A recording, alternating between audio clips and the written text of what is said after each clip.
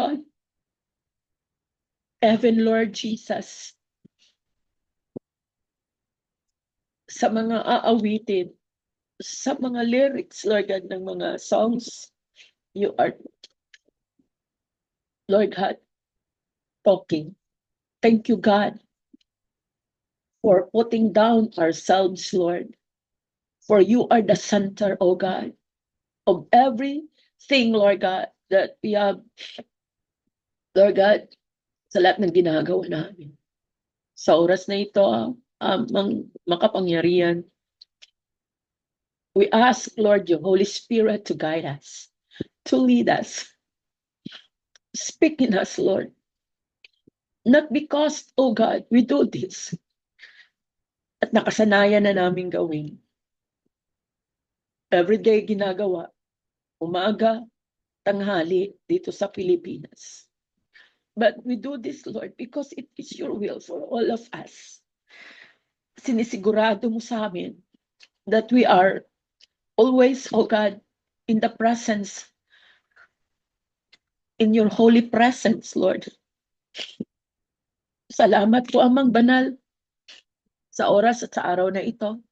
Salamat po sa mensahe na ipapahayag mo sa aming kalagitnaan. I'm just your instrument, Father. And I do believe, Father, you are able to speak in us. Father, once again, we allow you, Lord God, to move and to speak, oh God, in our hearts. Lord, this we pray right now in Jesus' name. Let po magsabi ng Amen and Amen. Glory to God. So, ganun pa man, salamat at pinit sa pagpili po ng mga songs at talagang di ko alam, sabi ko, ba't tumutulo yung luha ko, Lord? Actually, napakaganda itong topic natin. Kaya nilagyan ko po ito ng topic na ganito, Triumph in Every Trial. Dahil po, pagpasok po talaga ng bagong taon, grabe pong, grabing, kumbaga challenge sa kabila ng napaka-busy ng tawag nito, napaka-busy ko po sa mga schedules, appointments, lahat-lahat. Pero, kumbaga, kung may tao talagang walang ibang ginagawa kundi babantayan ka, no? Sa mga ginagawa mo, at saka, kumbaga, grabe yung mga ginagawa, no? Kaya, masakit kapag naranasan mo, pero naroon sa kalaliman ang saya dahil na doon pala tayo masasabing mapalad po tayo. Kasi yun nga kaya may Sermon on the Mount. At yung Sermon on the Mount, doon talaga lahat nakasaad yung tinatawag na mapalad ang nakaranas ng mga ganito. So in our topic naman ngayon, thank you for Pastor Rory and Ate Finet sa pagpadala po ng mga lesson or devotional tool.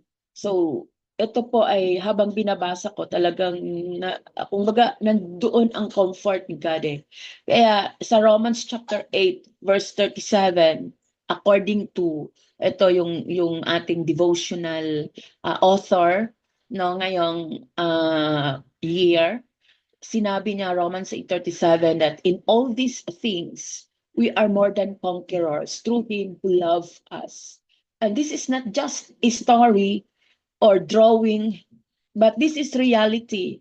Kaya damang-dama ko po na even myself na encourage po ako dahil sabi nga, in all these things, so lahat ng naranasan natin ngayon, lahat ng nararanasan ko ngayon, sabi nga po, this is actually one thing na tawag dito na masasabi po tayo na we are more than conquerors because of Jesus Christ. No, therefore, the trials, makita natin that the trials are real and expected. Totoo po talaga ang tinatawag na testing or trials. No, we cannot escape. No, this is real and expected, and Christian triumph actually does not deny reality. So faith stands in the midst of it. Masasabi lang po natin that we are standing, we are living by faith because of these trials, because of every testings. So in this devotional message, makita said that this is more than victory. So sabi nga po, next slide po, ati, sino po ba ang nag-ano ng slide? Thank you po. So this is more than victory. Sabi nga, this is a triumph so complete that we not only have escaped defeat and destruction, but also have destroyed our enemies and won plunder so rich and valuable that we can actually thank God for the battle. Amen. Sabi din niya sa Bible, the battle is for God. Hallelujah. Ito yung sinasabi niya dito, no? Ang katanungan po dito, how can we be more than conquerors? Paano po ba na tayo po ay magiging more than conquerors? True. So makita natin dyan, how can we be more than conquerors? We can receive from the conflict a spiritual discipline. So number one na point dito at kasagutan, through conflict or spiritual discipline. I-highlight po natin yung tinatawag na spiritual discipline. Sabi po, spiritual discipline that will greatly strengthen our faith.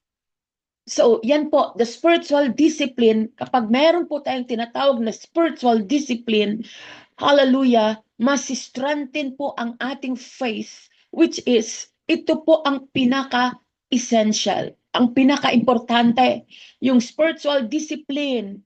Kasi sa panahong ito, kung titingnan po natin, ano ba ang talagang tinatawag na ng spiritual discipline? Yung paggising, disiplinahin po natin yung sarili natin, gumising, matulog, nire-review pa ko dito. Kasi kagaya nga, minsan gusto kong magiging, tawag dito, may continuity or continuous yung pag-join ng, tawag dito ng daybreak kahit man lang umaga. Kasi minsan, pag ganito, sa kung minsan hindi maiwasan, may mga conflict na sa labas, tas dumating dito sa may mga kumbaga, maraming distraction, pero yung umaga walang distraction. Kasi ikaw lang talaga at ang Lord na dapat ganito, yung pagdisiplina sa sarili, para sa Panginoon. May oras para sa Diyos, oras natin ang ating responsibility para sa Panginoon. So, doon po. Kaya dito sa spiritual discipline, di po maiiwasan, may mga conflict po. That the purpose for that is to strengthen our faith and establish our spiritual character. That is the number one point. To strengthen our faith and establish our spiritual character. Ang ating spiritual character. Ano ba yung spiritual character natin? Ayan. Kaya makakaranas po tayo sa pagsunod po sa Diyos, makakaranas po tayo ng mga paghihirap, testings or painful testings. Makaranas po tayo ng lahat-lahat na sinabi dyan sa Romans chapter 8. Kaubaran, gutom, or famine, or whatsoever. But God really allow all, lahat ng bagay na yan in order for us to strengthen our faith. Because God don't want us to become Pharisees. God don't want us to become hypocrites. Na madaling magsalita madaling mag-preach, madaling mag-share. Lalo na pag meron tayong mga binabasa, maraming matatalino sa panahong ito. Pero ang katalinuhan ng mundo ay kamangmangan sa harapan ng Diyos. Masakit pakinggan, pero ang hinahanap ng Panginoon, yung katalinuhan natin na nakuha dito sa pamumuhay, mga na-experience, na encounter, pero kailangan ang talinong nagmumula sa ating Panginoon. Dulot ng tawag dito, pagdisiplina, dulot sa ating pagtitiyaga, pagtitiis, lahat-lahat sa pagsunod sa ating Panginoon. Kaya nung next slide. So, temptation is necessary to establish and ground us in our spiritual lives. Kaya, sabi to, it is like the fierce winds that cause the mighty cedars on the mountainside to sink their roots more deeply into the soil. Kaya yun ang tawag dito, na kung saan dapat maging rooted po tayo. Diba sabi po sa Ephesians, nakita ko rin yan. So our spiritual conflicts are among our most wonderful blessings. Hallelujah. So ito pala minsan inaayawan ng karamihan, minsan no, tinatalikuran, yung mga conflict, yung mga testing, lahat-lahat. But he said that the spiritual conflicts are among our most wonderful blessings. And the adversary is used to train us no, for his own ultimate defeat. So the ancient Phaeacians of Asia Minor had a legend that every time the conquered an enemy, they absorbed the physical strength of their victims and added to their own strength and bravery. Therefore, the number 2 points here, no, kanina sabi, ang unang, ang base sa katanungan that how can we be more than conquerors? Number 1, through spiritual discipline, no, and then number 2, facing temptation victoriously. Na kung saan tayo po dapat ay magiging next slide po, to face temptation. So, and in truth, temptation, ano na to? Tama ba? Victorious doubles our spiritual strength and weaponly. Therefore, it is possible not only to defeat our enemy, but also to capture him and make him fight our ranks. So, speaking of temptation, di ko na kung tama ba yan? So, temptation, speaking of temptation, narinig po nating lahat that temptation is not a sin, but yielding in temptation, yan po ay ang tinatawag na kasalanan. And the source of of our triumph is not just our strength, not just our own wisdom, our own ability, but Jesus Christ who conquered sin. So, yan, sinasabi nga ni Prophet Isaiah, he said that flying upon the shoulders of the Philistines. So these Philistines said were their deadly foes, but this passage suggests that they would be able not only to conquer the Philistines but also to ride on their backs to further triumphs. Kaya yan ang tinatawag po, no? Kung titingnan po natin sa sinasabi po ni Isaiah. So, kung baga, another term, harapin po natin, hallelujah, kasi alam na ng Diyos ang lahat ng mangyayari. Thirdly, next slide po. Just as skilled sailor can use also a head when to carry him toward by using it impelling power to follow a zigzag course, it is possible for us in our spiritual life. So through the victorious grace of God, to turn completely around the things that seem most unfriendly and unfavorable. So then we will be able to say continually, what has happened to me has really served to advance the gospel. And that is the number 3 point para kumbaga sa question is serve the Lord or serve to advance the gospel. Hallelujah, that we can say that we are more than conquerors. Ngayon ang sinasabi dito, sabi nga po ni Pablo, sa lahat ng nangyari sa kanyang buhay, yun ang nagiging dahilan kung bakit po nagpapatuloy po siya. Hallelujah. Bakit po nagpapatuloy po siya? So, as more than conquerors, kailangan po natin, wala na po bang next slide?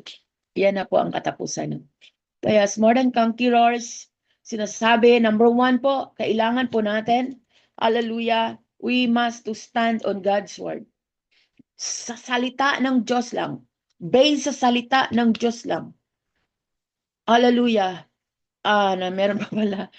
Sabi nga po, noted scientists observing that the early sailors believed the coral building animals instinctively built up the great feats of the tall islands in order to protect themselves in the inner waterway. No, has this proof, this belief, it has shown this organism can only live and thrive facing the open ocean in the highly oxygenated foam of the combative waves. It is commonly thought that a protected and easily life is the best way to live. Siyempre, kung baga, naroon po sila, kung baga, itong mga, uh, hallelujah, no, itong mga, kung baga, even the scientists observe their observation that the early sailors believe the coral building animals instinctively built up the great reefs of the atoll islands in order to protect. So actually for us, sabi nga, kung tayo po ay patuloy din po na manatili po, hallelujah, sa salita ng Panginoon, sa sinasabi ng Panginoon, not just to feel. And kung baga talagang nandoon po ang tinatawag na application or whatsoever. Hallelujah.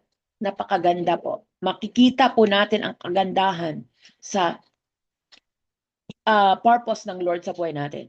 So the challenge is to stay connected to Jesus Christ and walk with the Holy Spirit daily. For the trial is not the end. Your trial is not the end. My trial and our trial is not the end. For it is the stage for God to reveal His victory in us. Sabi nga po dyan, the protected, ba ito nga? The protected, next slide siguro. May 2 Corinthians ba? Parang hindi ko na ano ito. So the protected and easy life is the best way to live. Yan po ang kaniyang mga sinasabi. So to God be all the glory at sana po may natutunan po tayo sa ating devotional message po sa oras na ito. God bless. Ang Diyos po ang magpala sa ating lahat. Back to you, Ate Finet, kung sa Ate Finet po ang ano. Glory to God.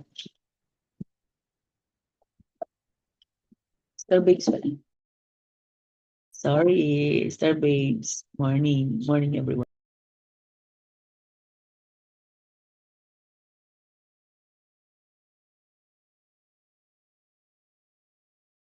Go ahead po, Star Babes, or sino man. Yan lang po may isi-share ko sa oras na to. God bless po.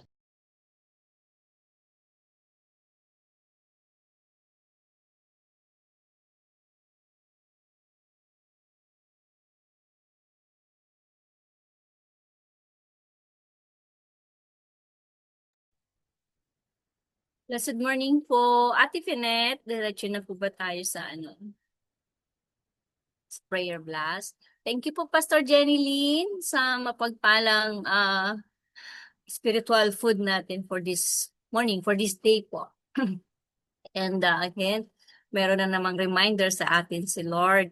So, meron po tayong time. Baka po merong gustong magbigay ng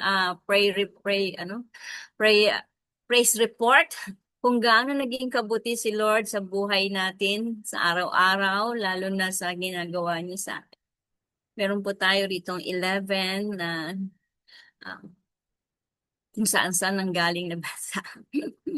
from UK, from Philippines, and from Kuwait, from Spain, and from UAE. Yan po.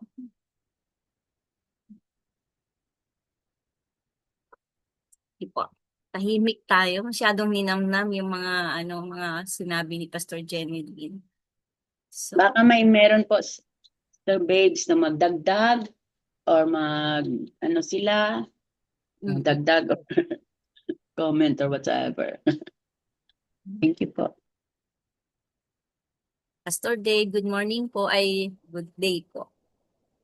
Good afternoon. Thank you, Pastor Jeneline. Gusto ko lang pick upin yung isang portion doon, yung I think last slide, na meron palang certain coral reef doon sa Atoll Island na they generate themselves not to protect but to uh, in other words, yung lakas ng waves, kailangan nila yon para mabuo sila. Sabi ko, interesting, no? Eh, tayo mga Kristyano, hanap natin comfort, which is good naman. We also need protection. Pero yun nga, i-allow ni Lord God ang situation to us to experience some opposition. So sabi doon, hindi daw protection is the best way to life, no? Kaya it's a reminder na whenever, okay, ayun naman nila araw-araw may trials tayo eh. Whenever He allows trials, mataas na yung tingin natin, may purpose or God to strengthen us and to teach us a lesson, to train us. No? Kaya,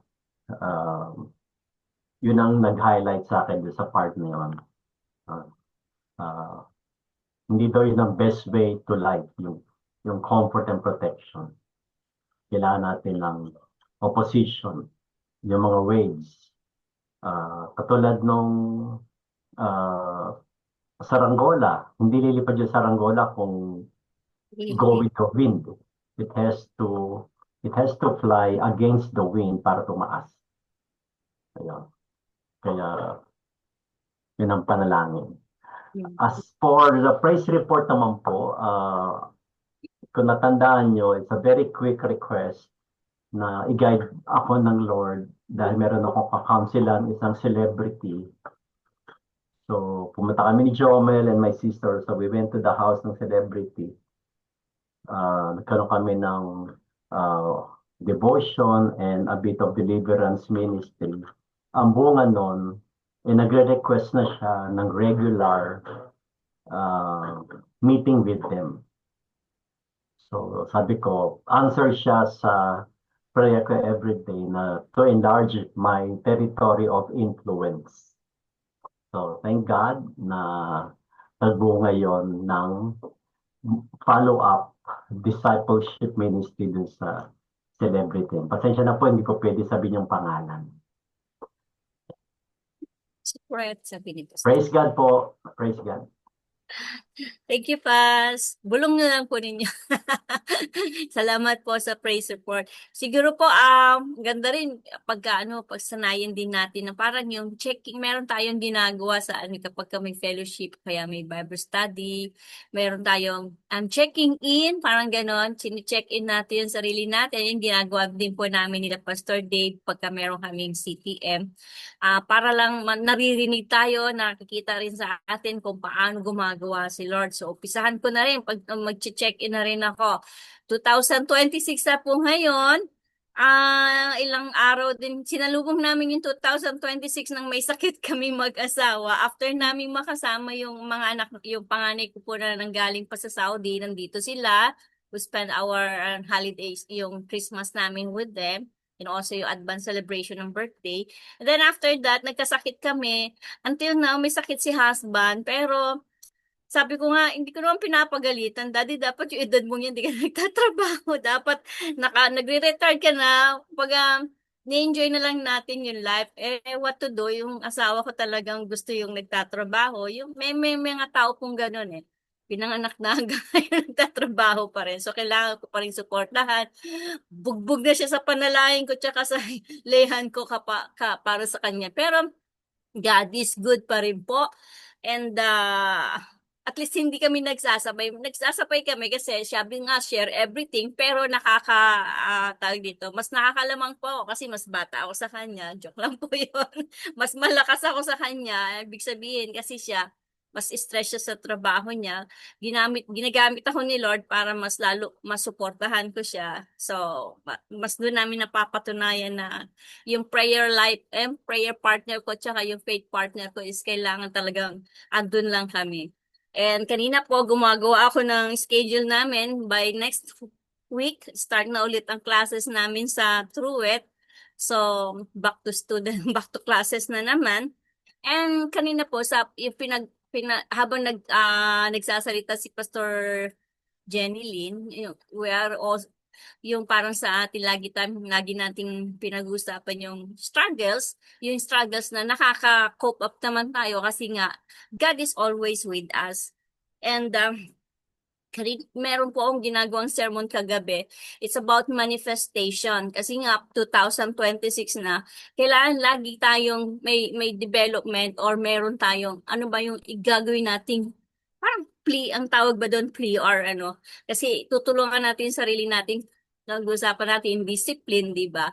Kahit gawa tayo ng gawa kung wala tayong discipline or kaya kahit nagawa naman tayo ng gawa kung wala naman tayong prayer o pray naman tayo ng prayer tapos hindi naman natin ginagawa yung part natin para mag-develop. So, useless lang. So, importante pa rin yung manifestation of the Holy Spirit sa buhay pananampalataya natin. So, yun po, talagang God is great po rin. God is good all the time. Salamat po. Meron pa po kung gustong mag-checking in. Today po is Tuesday. Yan, active pinet, naka-open yung mo, mic mo.